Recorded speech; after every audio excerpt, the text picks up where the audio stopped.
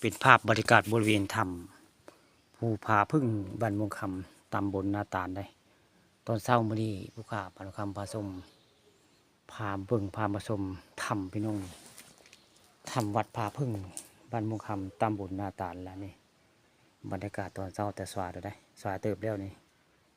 ทางเทิงนี่สิเป็นทางพึ่งหลายได้นี่อยู่บริเวณถ้ำวัดผาพึ่งบ้านม่วงคำตำบลนาตาลได้ตอนเช้ามื้อนี้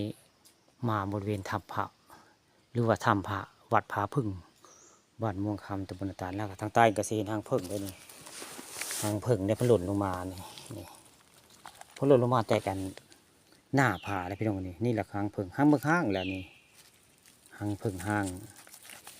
อยู่บริเวณด้านล่างของหน้าผามันห้างเลยนี่มาเห็นคุณลูกในทางนี่พี่น้องนี่แหละคือทางพึ่งห้างอยู่บริเวณวัดผาพึ่งบ้านม่วงคำตำบลนาตาลและอำเภอเตางอยได้มาเมื่อนี้มาพ่อหางพึ่งพี่น้องหางพึ่งอยู่บริเวณวัดผาพึ่งตำนานลุงปอกเข้าเมืองบางบดกันในบริเวณนี้แหละพี่น้องบริเวณนั้นถ้ำวัดผาพึ่งในลานถ้ำผาพึ่งนี่แหละผู้ข้าออกคลิปไปลาเทื่อได้ลุงปอกเข้าเมืองบางบดเป็นเวลา2 มื้อ 2 คืนได้บ่ได้ว่าเอาได้ลุงปอกมายืนยันออกคลิปผู้ข้าหลายคลิปแล้วลุงปอกบ้านม่วงคำตำบลนาตาลอยู่ทางหน้าไปได้อัน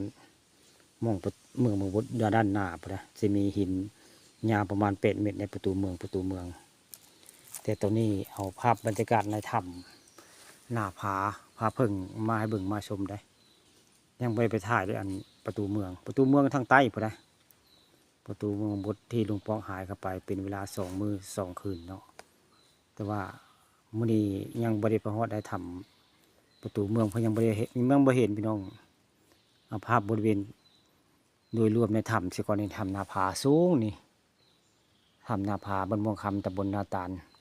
ผู้อนุญาตให้เฮ็ดวัดนี่ก็คือ ยังครูสั่งได้ให้เป็นวัดเป็นว่าตะกี้นี่ ยังครูสั่งอันครูบานิดหรือว่านายนิด